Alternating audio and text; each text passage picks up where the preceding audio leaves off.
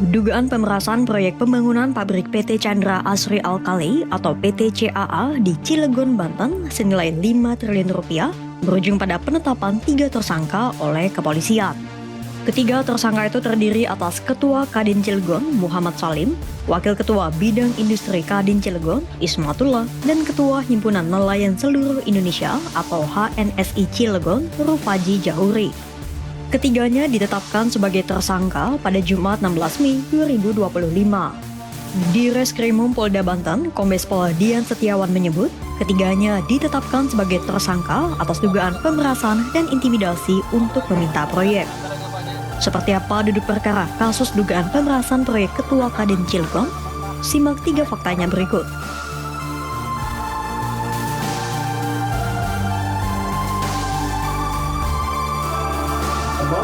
Kasus ini terungkap usai sebuah video viral di media sosial. Dalam video itu, nampak audiensi antara perwakilan kontraktor PT CAA, yakni China Chengda Engineering, dengan pengusaha lokal yang tergabung dalam Kadin Kota Cilegon. Nampak pula salah seorang anggota Kadin menggebrak meja dan meminta proyek senilai 5 triliun rupiah tanpa tender atau lelang resmi. Adapun proyek yang dimaksud adalah rencana pembangunan pabrik kimia chloralkali ethylene dichloride atau CAEDC di Cilegon. Pabrik CAEDC di Cilegon itu masuk dalam daftar proyek strategis nasional atau PSN pemerintahan Prabowo Subianto. Pabrik itu rencananya akan memproduksi 400.000 ton kaustik soda basah dan 500.000 ton EDC per tahunnya.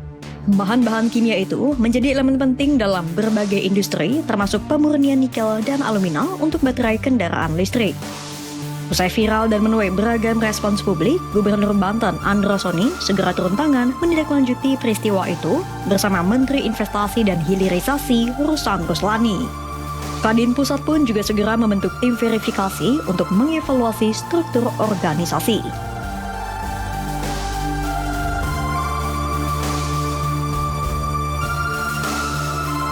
Polisi menjelaskan peran masing-masing tersangka dalam kasus dugaan pemerasan ini. Pertama adalah Wakil Ketua Bidang Industri Kadin Cilegon, Ismatullah, yang menggebrak meja dan meminta proyek 5 triliun rupiah tanpa lelang resmi. Kemudian, Ketua Kadin Cilegon, Muhammad Salim, berperan menemui kontraktor PT CAA, yakni China Chengda Engineering atau CCE, pada 14 dan 22 April 2025 bersama Ismatullah. Salim dan Ismatullah disinyalir memaksa CCE untuk memberikan proyek kepada mereka tanpa lelang dalam 2 pertemuan itu. Salim bahkan berencana menggerakkan massa untuk melakukan demonstrasi, meski batal karena Salim dijanjikan bertemu dengan CCE pada 9 Mei 2025. Salim berkoordinasi dengan HIPMI, HNSI, dan ormas lainnya untuk berunjuk rasa. Rencana Salim itu dibuktikan melalui percakapan antara dirinya dengan Rufaji Jahuri dari HNSI.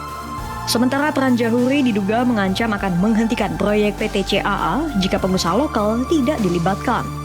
Selain ketiga orang itu, 14 orang lainnya masih berstatus saksi dan terus diselidiki oleh polisi.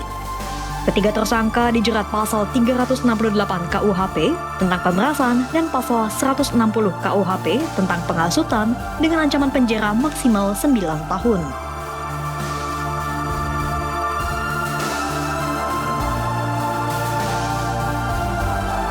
Kadin Cilegon menyatakan permintaan proyek senilai triliunan rupiah itu tak mewakili sikap resmi organisasi.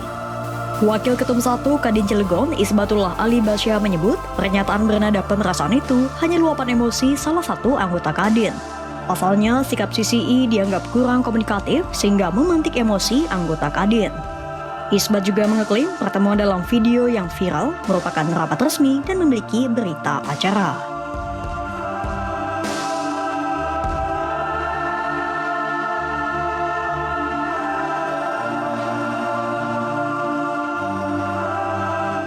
Download Tribun X sekarang, menghadirkan lokal menjadi Indonesia.